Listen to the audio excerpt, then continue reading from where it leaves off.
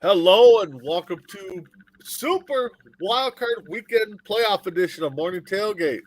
I am the host, Big B. I'm alongside my two counterparts, the working man, Crispy Bacon. How you doing, bud? Doing good. So far, the playoffs have been crazy, and we'll talk about it. Yeah, exactly. They're leaving off right where they're starting off right where they left off last year. Oh, excuse me. And Yep. below us is the Prime Moose, Tim Hendricks. How you doing? Whose bright idea was to call the Super Wild Card Weekend? It's like did they are they trying to sell to the Saudi Arabians? I don't know. I don't know. Oh, but I get it. I get but but it. it's the playoffs are just doing exactly what the season's been doing. So why should we be even shocked about last night? Yep. I, But I, I think I think they and it said all Super Bowl or Super because of it's expanded. You got three But yeah, games. they're playing on Monday this week. I don't know, but um, the two games, I have no words for them. I mean, you had the Brock Purdy, Mr. Irrelevant, put up primetime numbers in a primetime spot, and then you had Jacksonville down 27 at halftime. Trevor Lawrence looked like he was a high school kid playing a pro game, and I don't know what happened second half, but the Chargers are the first team to have a +5 deficit or +5 turnovers for them and end up losing the game. Tim, what do you And think about yesterday's games? Uh, I'll be honest. I only saw one half of a game. Can we guess on which half I saw? Um, it I'm was out.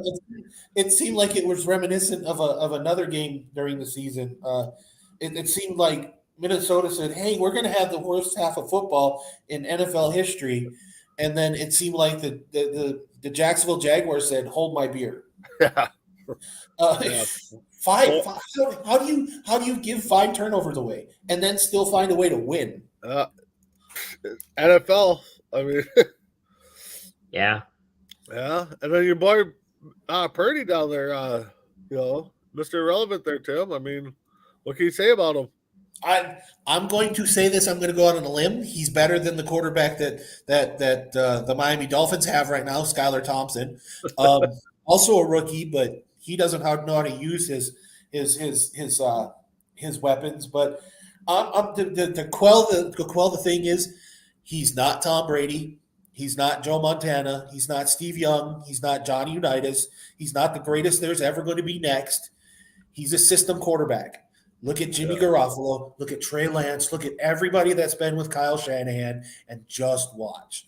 If yeah, he goes to another team and he looks like a super stud, then maybe we can start talking about putting him in the top 25% of everybody. But Brock Purdy's no Joe Montana and Tom Brady, Steve Young. yeah. Well, heck, right now he's right below John Brody on the list in San Francisco history. And we'll get into that topic before we get into our picks. But Chris, Yeah. No. Two really good games. I was hoping Seattle would win that game, but I had a feeling San Francisco was gonna take that well, game. Uh, Minnesota needed San Fran to lose that game just so if they make it, they get a home game. But yeah, that's right kind of now the we're going same. on the road if we win today. So and we'll get That's into kind of that the game a same little bit later. situation, and that's kind of the same for Dallas. Yep. I heard that Lawrence is undefeated on a Saturday in high school, college, and the pros. Yeah. I I saw read something that. like that It's too. like, okay. So let's get to our one tough question right now, and it pertains to the 49ers. How do they not have Brock Purdy as the number one starter in week one next year, barring any major injury? Let's just say he goes in healthy. How is he not anointed the number one guy? Uh, Tim? I think that at this point you do your fans a disservice if he's not the number one right off the top. The kid can play. He's a game general. He's a game manager. It's exactly what you're looking for in the NFL. Um, they tell you to get the football to your stars. I'm sorry, but they're loaded. Brandon Ayuk, CMC, DK Samuel, George Kittle. I mean, this team is loaded with weapons. If the guy that's under center is not Brock Purdy, you've got a Taylor Heineke situation all over again in San Francisco. Yep. Chris, how about you? I think now it's a long shot, but if they get to the championship game and then the Super Bowl, I think he's in big contention to start next year. I mean, I think he is now, but I think that will solidify maybe his starting position next year. But then you're going to hear about all the training camp in the offseason that, oh, he's going to have to compete for it. Probably not, but they're going to make it seem like that. I think he's pretty much locked in. Well, yeah. I mean, the further they go, the more locked he gets in. But if I'm San Francisco, brain trust, and it's like, how do we sit this guy after what he's done so far? Now grow up. Jimmy G's on his way out. I mean, Trey Lance I'd probably bring back as a number 2 or a number 3 because he's still young. And plus, you traded a lot to get for him. I mean, you're not going to get what you traded to move up to get for Trey Lance. No. Jimmy G, you're going to the Raiders. You're going to Packers, Bucks, Houston. I mean, you're Colts. I mean, you're going somewhere next year. But yeah, if Brock Purdy's not, barring any injury, if Purdy's not starting week 1 in San Fran, like Tim said, they got a Heineke issue going on because this guy's done everything, So, we're going to get into our awards in a little bit because we're going to do some playoff predictions. Yep. Yesterday, I was 2-0. I said Niners and the Jags would win. Chris also said that. Tim, I think you went 1-1. So, but that's in the past. Let's talk about today's game. So, Chris, the first game, I think Bills and Dolphins. Yeah, who do you have in that game? I got Buffalo. If it was Tua out there from Miami, I think the Dolphins will have a little bit of a chance. But since they're playing the rookie quarterback, who's 1-1 in his starts, I kind of go with Minnesota, and it's not a primetime game this year, so he's taking Minnesota against the. Yeah. He's taking Minnesota. Remember, he said that it's on video camera now. It is. All right, Tim, who are you taking now? Game? I'm taking Buffalo. This isn't even going to be close. This is what's scary because the Bills are getting hot at the right time, and they've got weapons, that make teams look silly. Yeah, I'm going Bills too. Even if Tua was in there, I think Tim said it. The Bills are clicking at the right time, getting hot. And I think I forgot that player's name. I think he's going to be in the stands. Hamlin? Yeah, he visited the team yesterday. He was in the locker room yesterday. Yep, he was in the locker room yesterday. So if he's there, that team is just going to be so fired up right now. Yeah. Oh yeah. Yeah, 14 points. That might be the low end of what this game could turn out to be. The second game, the Giants versus the Vikings. Vikings are favored by 3. So Chris, Minnesota. You're taking Minnesota, okay? Tim? So while you were taking care of your technical difficulties that you had in the green room backstage, Crispy and I were having a conversation about how we want the overtime rules to show up, and we want to see a overtime game. And unanimously, Crispy and I said that was going to be this game. Yep. Because it was 27-24 last time. Yep. And again, the Giants are just getting better. This game's going to be close. I still got the Vikings, but yeah, this is going to be a shootout. I think this is going to be a fun game to watch. Yeah, I got the Vikings in a close game. Giants are getting I think their number 1 cornerback and their safety back, or a couple pieces of their defense that was not there a couple weeks ago when they played. Vikings, they got to get the ball. They got to get the ball around, and a lot of people, I think, are going to do what the Packers did on Jefferson, and he only caught one ball for 19 yards, I think. TJ's only caught one ball, I think, in the Packer game. So if they can spread the ball around, this game's going to be a close one. If they fall like they did, at halftime, I don't think they're going to come back like they did. But I got the Vikings. I think it's going to be a close one. So the third and final game of the night, a rematch of all these games are rematches. I was going to say, yeah, every game is. So, but this game played last week. Ravens versus the Bengals. Bengals are favored by 8.5. Chris, who do you have in this one?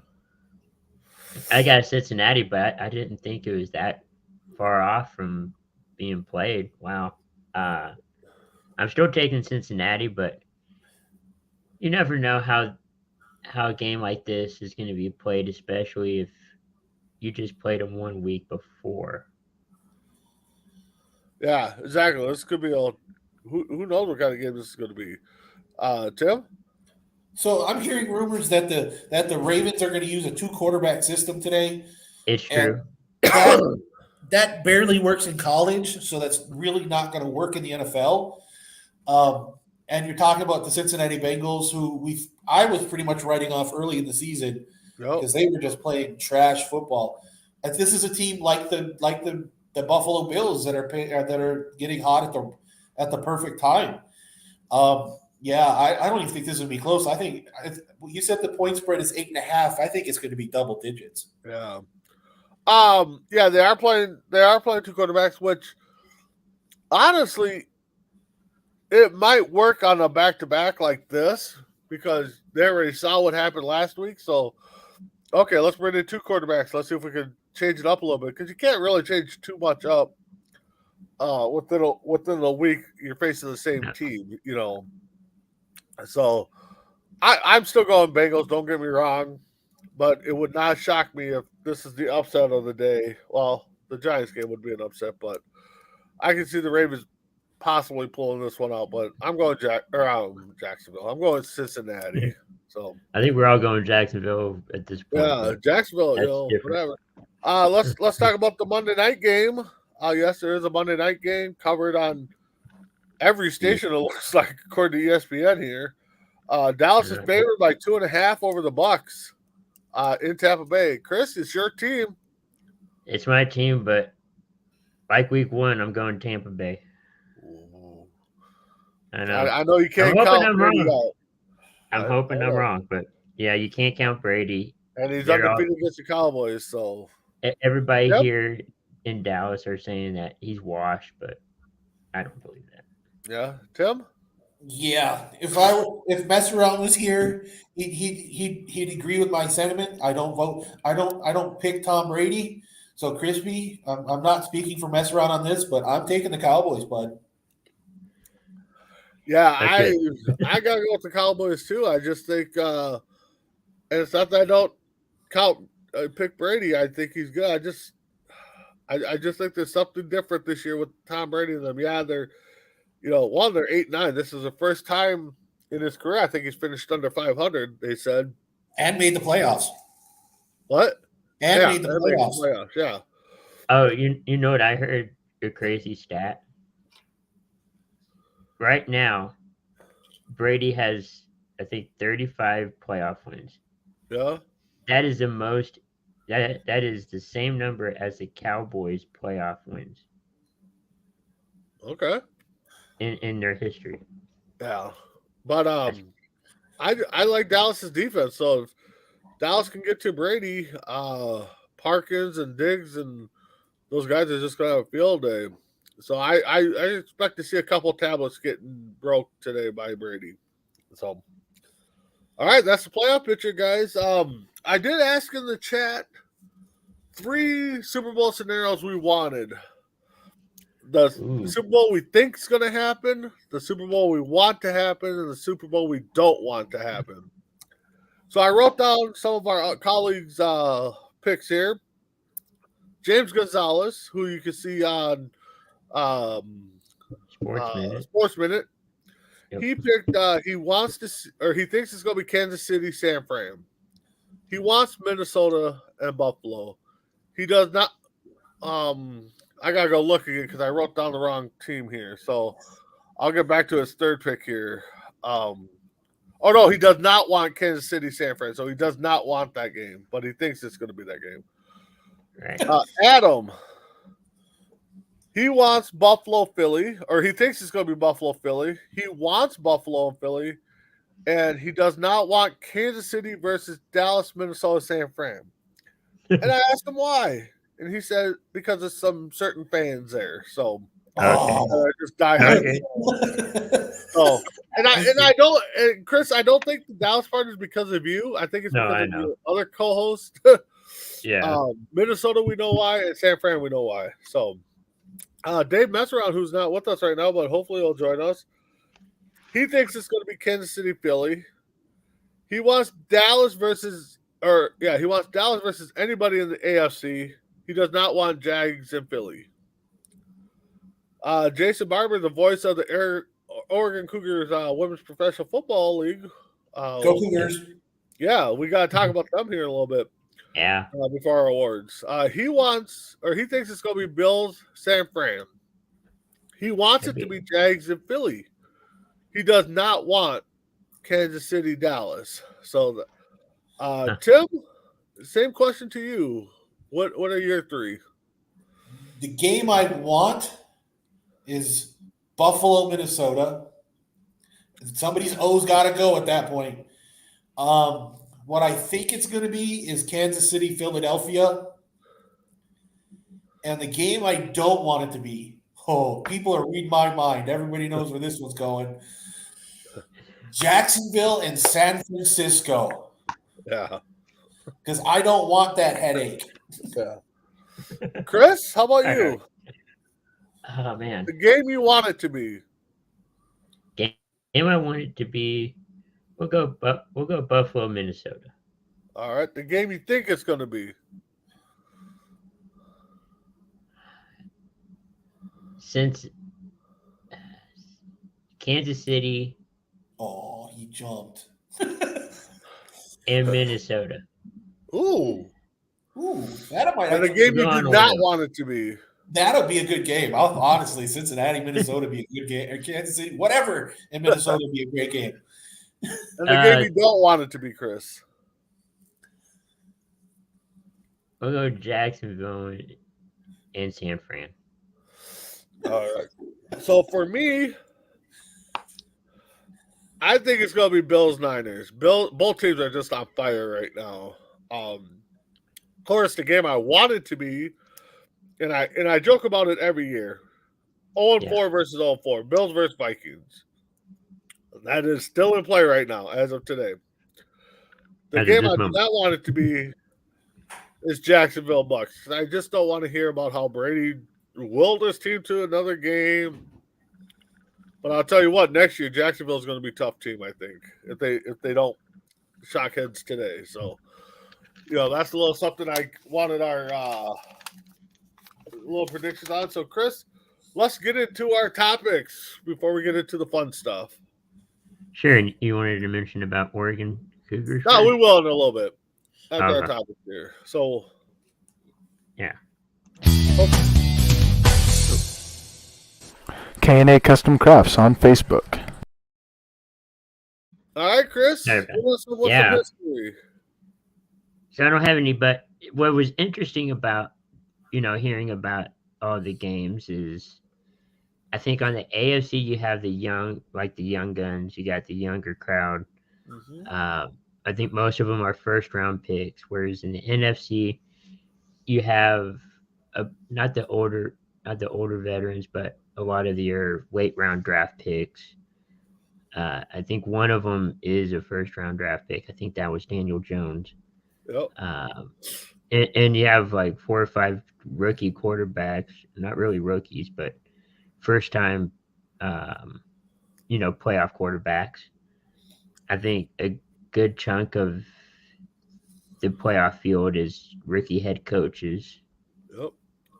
So it's just a bunch of like weird coincidence or stuff like that. I thought that was kind of interesting, and we're gonna have a new playoff champion or a Super Bowl champion. So Yep. So I actually got something here, and kind Uh-huh. of history stats related. Mess around found this. Oh, Put wow. it in our chat. So in Brett Favre's final 6 passes as a Packer, he went two of 6 for 12 yards, concluded in a season-ending interception at Lambeau Field. Aaron Rodgers' final game, so-called at Lambeau Field. He went 2 for 6 for 12 yards, concluding in a game-ending, season-ending interception at Lambeau Field.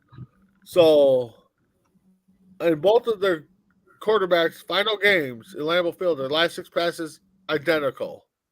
2 of 6, 12, and 1 pick to end the game. How ironic is that? You want something really weird, and I found this a while ago, and it deals with Brett Favre. That his last pass when he was with the Falcons was an interception. Yep.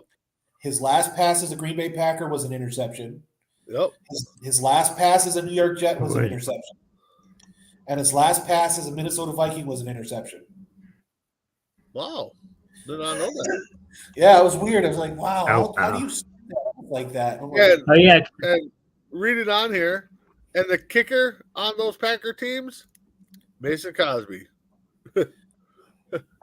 So that's a little history. that's All right. wild. That is wild. I love when we Yeah. find those stats like that are just outrageous. So, Chris, let's go to topic 2. Okay. Here we go. Suzanne's Paparazzi Jewelry, 24/7 shopping available. 160920 is the code. Show her some love, like she showed us. Topic 2. We're going to go stop messing around. Mess around. Of course, he's not here right now. But it involves his favorite coach of the Bears, ex-favorite coach, Lovie Smith, who got let go after 1 year. If I'm Houston as a player, I don't know. Was this all a tank job? Did he get fired over not taking? Kim? hey, as being the team that was there when they won, and the Texans beat, so that his Chicago Bears got the number 1 pick. I honestly, it sends the wrong message. It sends the wrong message to your team.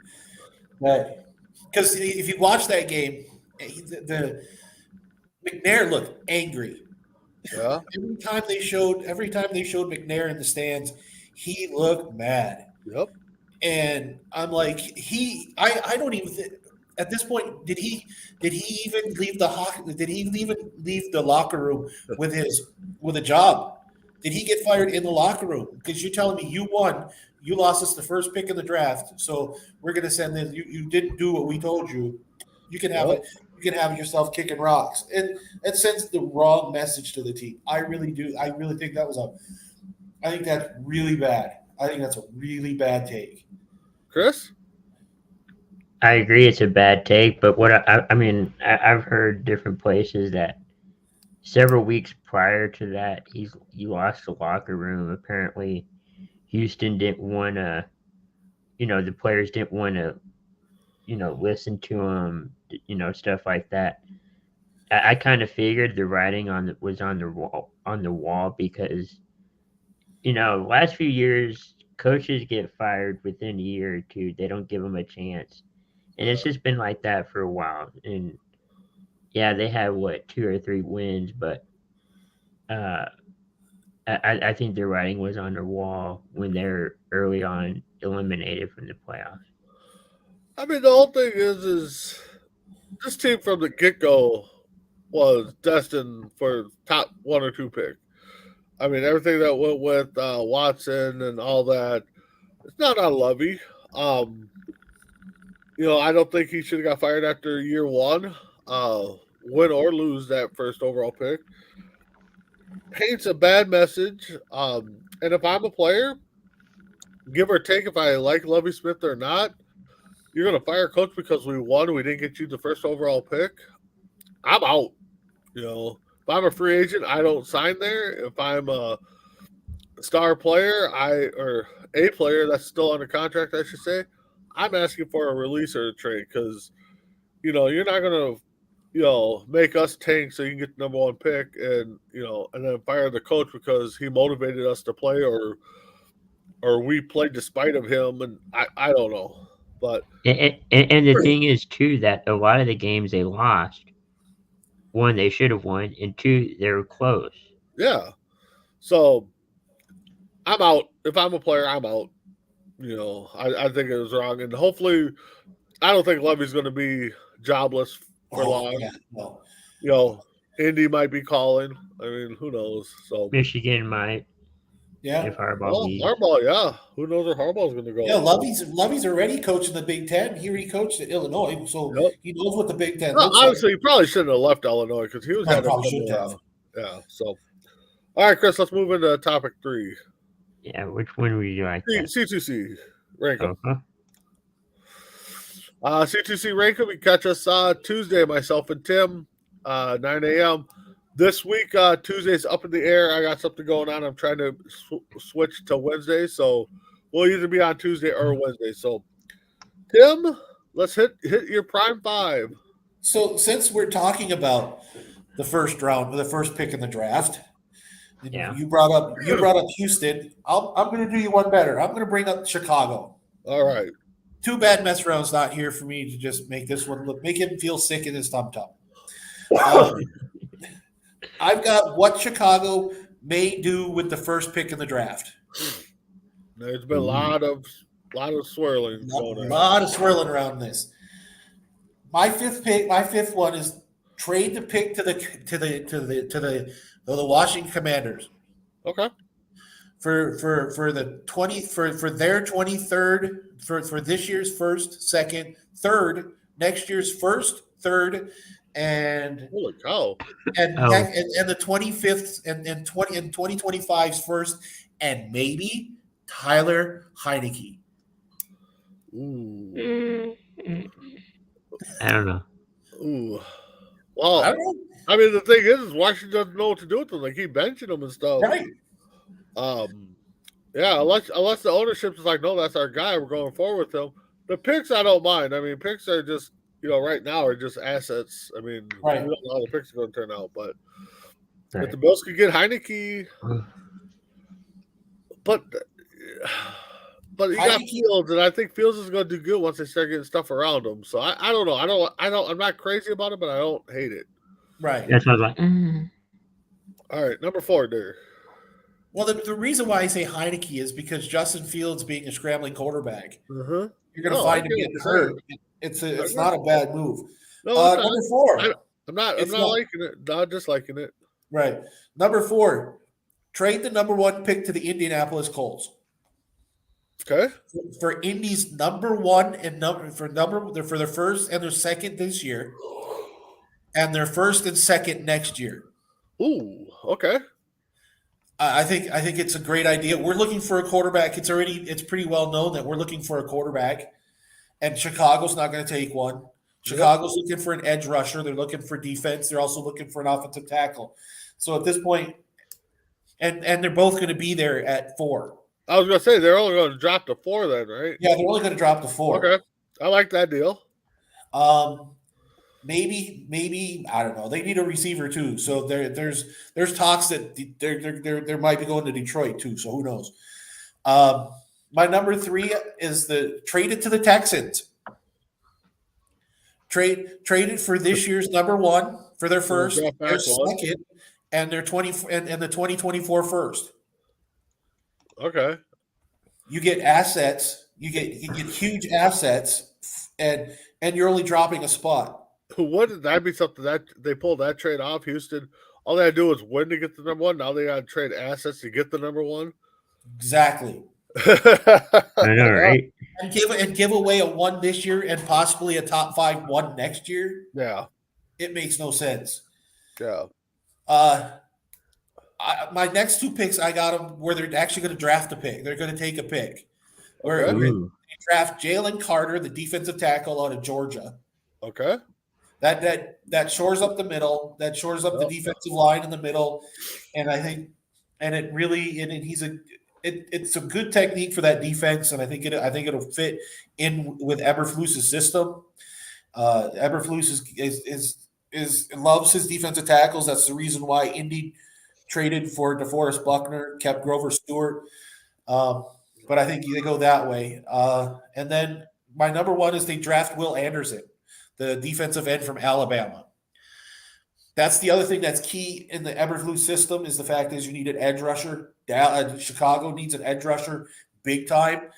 And you put him on that. You put him on the blind side for the Bears, and I think he becomes Aiden Hutchinson this year, or he becomes Javon Thibodeau next year. Javon Thibodeau. I think it works for them. I honestly think they may just draft, but I keep hearing out. The other thing I'm hearing is that they might trade for a bunch of trade to Detroit because Detroit's got two ones this year. Yeah. And they're two high ones. So, but right now it's in Chicago. I think Chicago's best interest is to trade for more draft picks. Basically, the Bill Belichick style of drafting. I think that might be a good idea in Chicago. Well, I know with the salary cap situation, they got a ton of money this year. They're huge. For me, I think.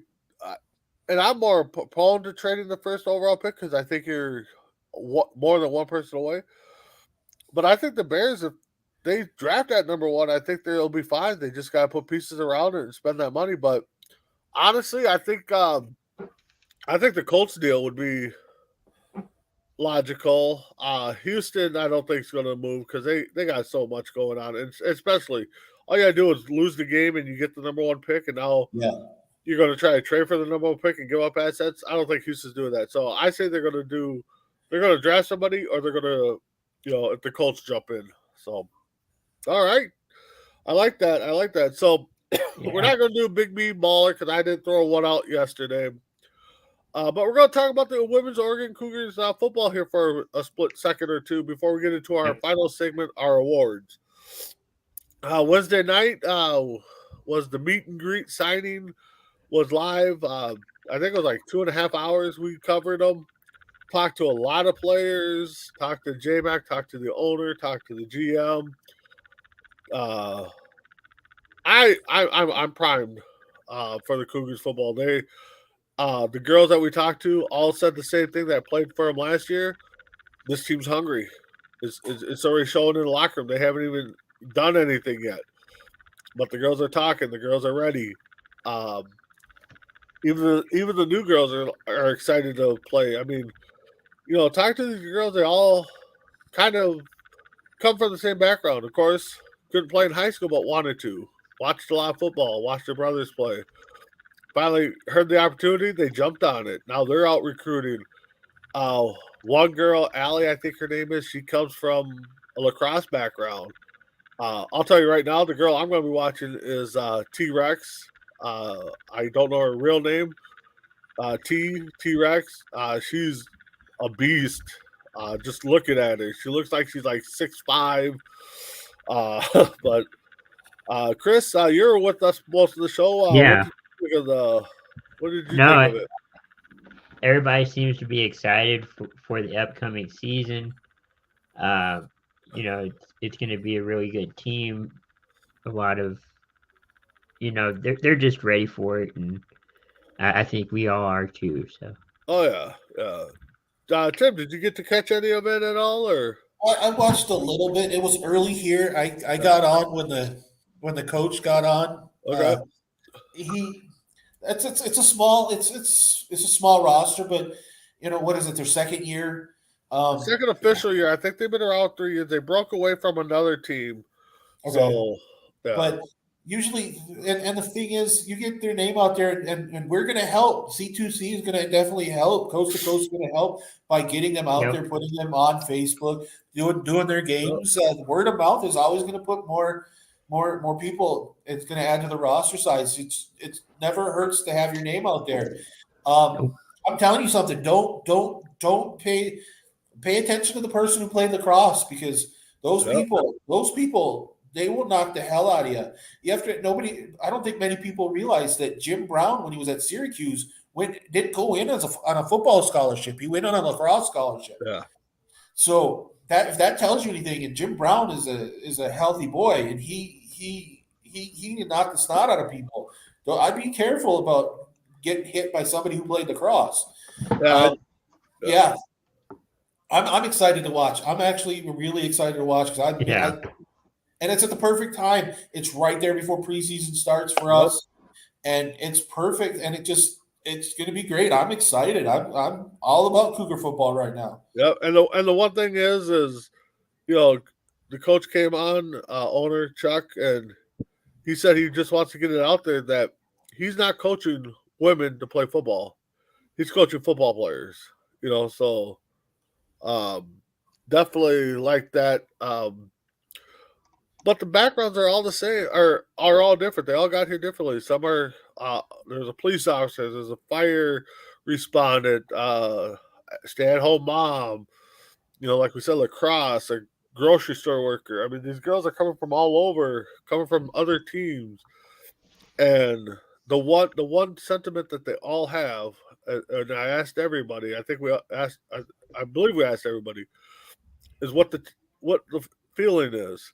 They said it feels like a family. Chuck is their dad, their uncle, their big brother. He's not gonna let nothing happen. He's checking in on them every chance he gets. So, that team's ready. But yeah, we will definitely be there. J-Mac will be there each and every game. So can't wait for it. February, we're going to start our own weekly show, I believe, in the Cougars Den or something like that. So definitely check that out. So, all right, guys. So it's time. Our regular season awards, second annual, Tim's first annual. So we had some categories. So we'll start off with, let's start off with the game of the year. Chris, who gets your crispy bacon award for game of the year?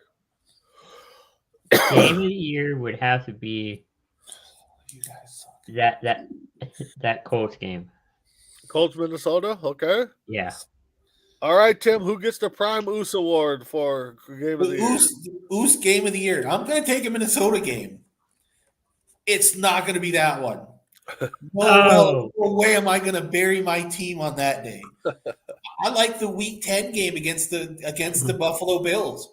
Ooh, yeah, that was a good one. That game was beautiful. I called game of the century after they fumbled that football at the goal line. Yeah, and the thing is 11-0 with games like that. We'll see what today's game brings. I don't know what Messerald's picks are, but we're going to clean sweep with Minnesota games. Tim, I'm sorry, but I got to go that Colts game because, I mean, you're down 33, you come back and win it by 3. I mean, if you're going to pick, I mean, the only other game I thought I was going to take would have been that Dolphins game where Tua went off for like 6 touchdowns. But yeah, it could have been any Viking game. It could have been that game. So let's go to our surprise good team, and then we'll come back into our surprise bad team. So, Tim, who gets the prime moose for the surprise good team? The New York Oosies. No. The New York Oosies. the New York Giants. I had this team in the top 5 this year, and next thing you know, they're the third team in the NFC East, and they're playing against your Vikings in the first week of the playoffs. Nobody had that. Nobody. And if they said they did, they're lying. Chris, who is your surprise team? Who gets the Bacon Award? The good team? Yeah. We'll do good first. I think Jacksonville. We wrote them off early. Yeah, we did. Thinking that nothing's really going to happen. They surprised us all.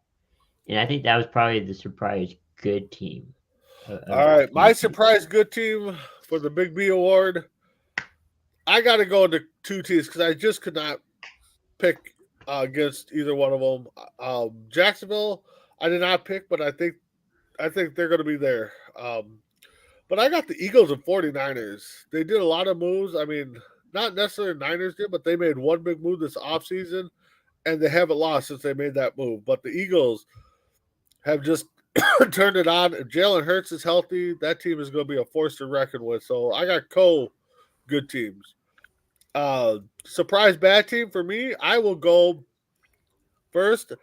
I'm going to go with the Bears because I did not think they were going to have this bad of a season. 3-14 or whatever. I figured they'd be hovering around 500. Of course, I picked them at 11-6. So I figured they would have been fighting somewhat for a division for a little bit there, but they just could not get it together. So, Tim, the prime moose goes to? The prime moose goes to the Denver Broncos. Ooh, yeah, that's a good one. How we thought they were going to be competitive in the West. We thought Russell Wilson was going to bring them to the promised land, and where did he lead them? Well, it led Nathaniel Hackett to get fired. Another one-year coach. Yeah. Yeah, to me, the Denver Broncos, hands down. All right, Chris, your surprise bad team. I would have to agree with the Broncos. Yeah, I have to agree with the Broncos because I think most of that offseason we were on here hyping up the AFC West, how it's going to be. And I agree, too. It was going to be a dominant division. Yeah. I think everybody in media probably hyped up that division more than any other. But I'd have to say the Broncos. All right. So comeback player of the year. You could go either way. You could go hurt. You could go just the guy bounced back, had a good year. Who was your bad team? The Bears. Oh, that's right. You're right. Yeah. My fault. Yep. So comeback player of the year, like I said, could have been a guy coming off the injured list and playing good. Could have been just having a bad year of the year. Got another chance at it. Had a phenomenal year. So Tim, who is your comeback player of the year? Oh, this is going to be awesome because nobody's going to think this one. When the guy's got a nickname called Goff Awful, yeah. Wow. and to see he went to the Super Bowl, they ended up trading him because he sucked the years after that, and then to bring the Detroit Lions one Seattle loss away from a playoff berth. Yeah, I look at Jared Goff's numbers and I really like him. I appreciate him. Yeah, Jared Goff. God awful. Wow. Hopefully our former colleague Will's not watching because I think he probably just fell off his chair. Probably. So Chris, who's your comeback player? I'm gonna go with Lawrence of the Jaguars. Lawrence, okay. Yeah, I mean, his coach got fired last year midseason. It was kind of uncertain what was going to happen with him and the Jaguars. I think he responded well to everything, and including this year. So why not put him on the list? Oh, that's a good one. For me, again, looking at it, I couldn't decide between two players, so I'm going Cole. Geno Smith from Seattle. Who knows where this guy came from? I mean, he's eating his Wheaties or something. Maybe he needs to be tested. I don't know. And Saquon Barkley from the Giants. He's probably the only guy, right now that I would take on a fantasy team from them, but he's holding them close, holding them there. Stayed healthy most of the year, if not the whole year. But, yeah, both those guys definitely deserving the Big B's comeback player. All right, so let's get into the offensive rookie of the year. Actually, let's go defense first. Let's go defensive rookie of the year. Tim, who's the prime moose defensive? The rookie ooze of the year for the defense? Yes. Yeah, Aiden Hutchinson for Detroit. Like that kid. A guy, the kid just is.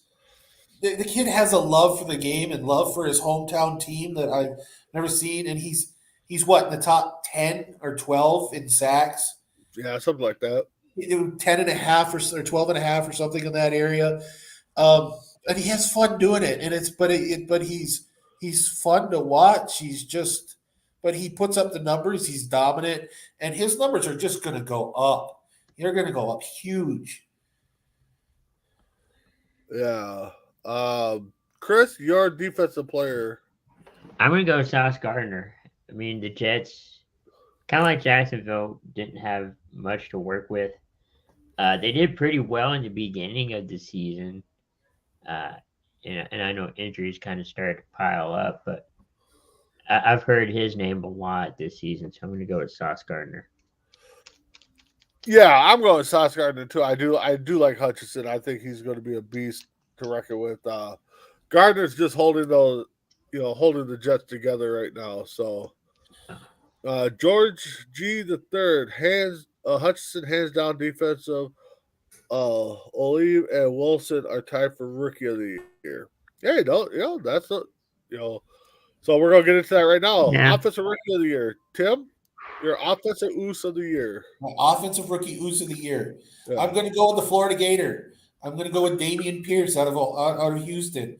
If there was one bright spot on that offense, it was Damian Pierce. That kid had 900 some yards. He was somewhere in that area. Yeah. And he didn't play the entire year. I think he came in third week or something in that area.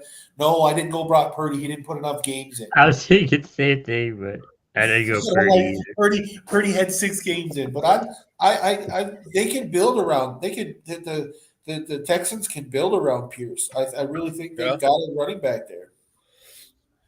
All right, Chris. Yeah, I would have to agree with that pick, Pierce. I mean, he's another name I've heard about, most of the season, and I think Purdy has a lot to grow, and he's good, but I don't think he deserves Rookie of the Year for the offense. Well, that's what you guys think, because I put Brock Purdy down as my Rookie of the Year. I know he only played 6 games, but again, you go Mr. Irrelevant. You're pretty much walking on to San Francisco. You make their roster. I mean, when's the last time Mr. Irrelevant made a 53-man roster?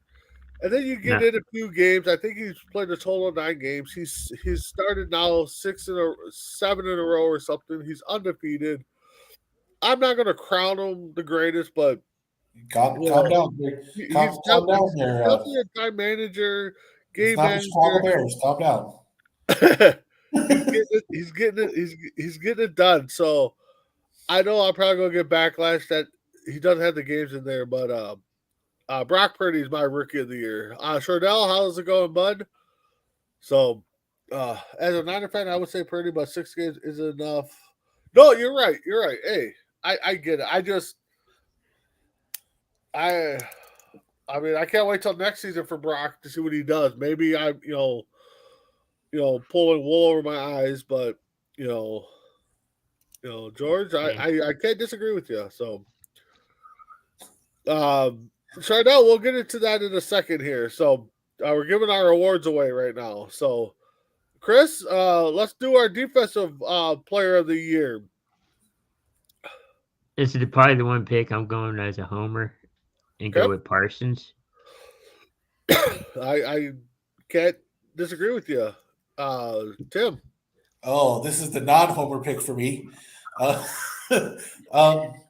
Jair Alexander, cornerback from Green Bay. Okay. He did against Minnesota week, whatever. Last week, yeah. That was it. But he's a shutdown corner along the lines of Revis. He's just He talked the talk and walked the walk. He did last week. He stumped the mud hole and walked it dry. For me, defensive.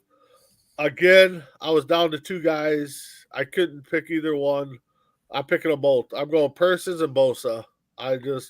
They're anchoring their defense. They took their defenses to the playoffs. That defense, those guys get hurt, possibly could disrupt their defense. So I'm going Parsons and Bosa as their defensive co-rookies or co-defense players. All right, offensive player of the year. Tim, who do you have? I've got one that and I brought this up earlier in the show, and he led the league in touchdowns, and it's Austin Eckler. He led the league in touchdowns, 20 touchdowns, and that's a rough job to do, and to do it on a San Diego defense. It's basically built around what the heck is his name? Great, now I can't remember. Herbert, Yep. and he's basically, and that's basically a passing. It's a passing team, and you've got a guy who's got 20.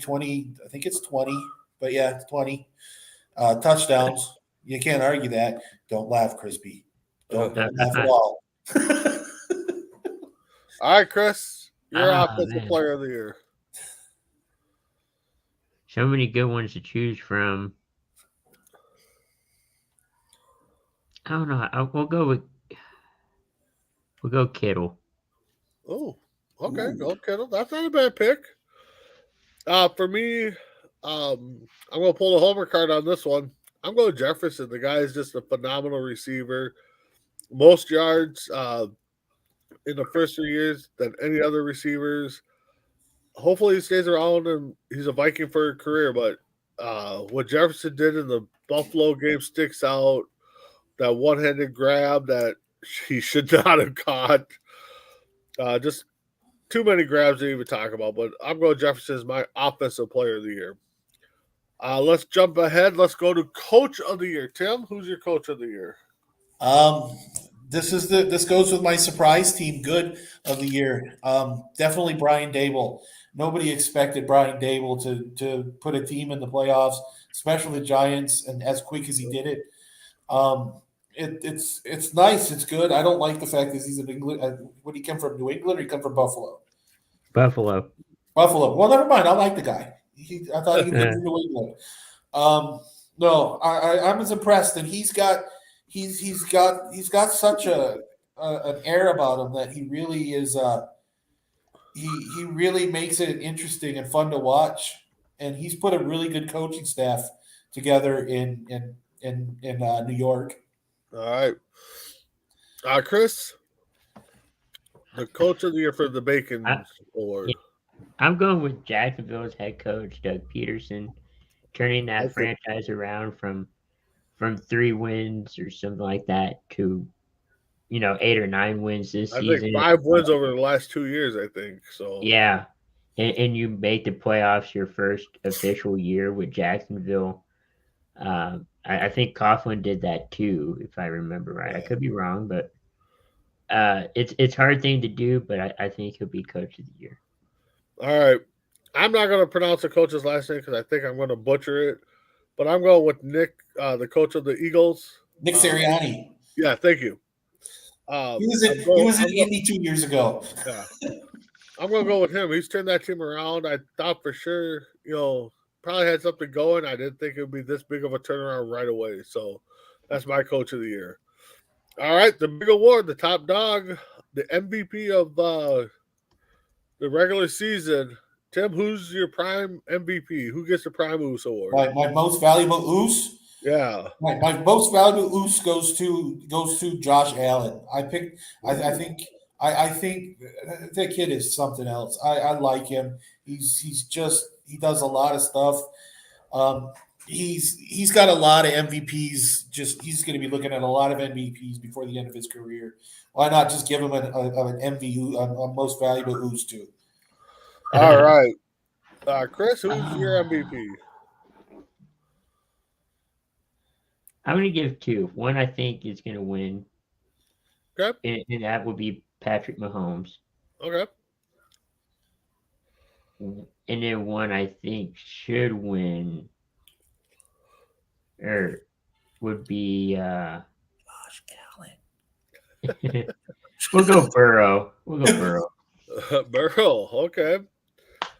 For me, since this team made the trade, he's just been on fire. He's come back. I'm going Christian McCaffrey for the 49ers. I think he's meant so much to that team, their turnaround. I don't think they've lost since they've traded for him.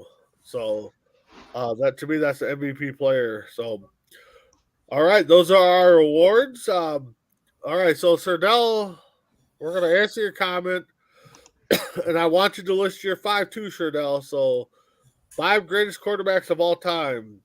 So Chris, I'll go Tim. Tim, Yeah. your 5 quarterbacks of all time. My 5 quarterbacks of all time. Yep. I'm here. Don't worry, I didn't freeze. No, I know. I think this over. Dan Marino. Okay. As much as this one hurts me in the chest to say it, John Elway. Yep.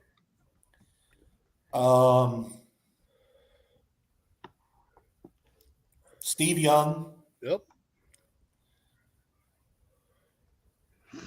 Oh, this one's going to be tough because I know the 2 that I want. I just don't know which way to go. I'm going to go Joe Montana. Yep. And then Tom Brady. Ooh. The Tom Brady one hurt, believe me.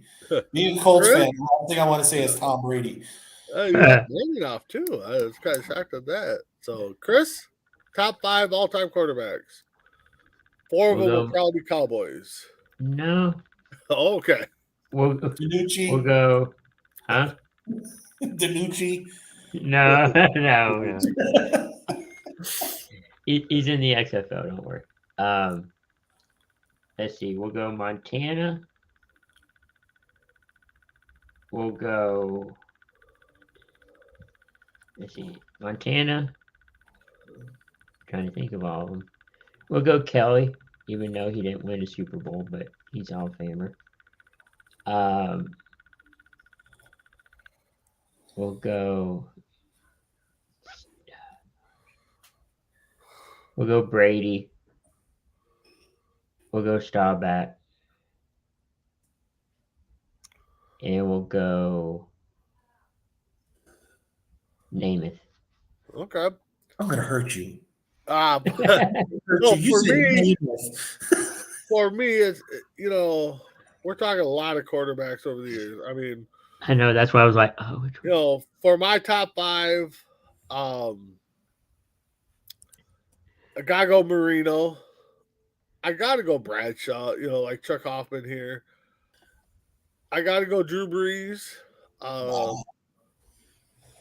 My top 2 are I don't know which one I would take in the 4th quarter. I'm gonna go Peyton Manning and Brett Favre. I think when it comes down to it, So Chuck chiming in. Chuck, owner of the Oregon Cougars football. We just got done talking about them. He's got Stabler, Marino, Bradshaw, Brody, and Breeze. Can't argue that one. Chardell, on the other hand, I don't know how old Chardell is. I'll give him credit for that. Mahomes, Allen, Herbert, Burrow, and Brady. So he kind of changed it up because he had Brock Purdy on there a few nights ago when he was doing this on a wrestling show. So yeah, all the young quarterbacks there for Chardell. So I'm going to assume Chardell's in his early 20s. So I could be wrong. So guys, with that being said, let's wrap it up. Chris, final thoughts. Yeah, another day of playoff football. 3 games today. Feels like a normal Sunday, I guess, but good luck to all the teams, and it's gonna be a fun day. Yes, exactly. Tim? Yeah, like the Bacon Man said, it's gonna be a fun day. It's gonna be 4 really good games, I think. The Vikings overtime game is gonna be really good to watch. It's gonna be fun to see what that overtime rule is gonna look like. Just for the people, no, WWE. Wait, no, the NFL's not scripted. But we're going to have fun. It's going to be fun. I hope everybody enjoys this weekend's games, and I'm looking forward to seeing who comes out for next week. Tim, if the game does go to overtime, we might have to call it out on being scripted, and something we don't know. So I am 6 hours ahead of you, so this game could have already been played. So the game's already happened.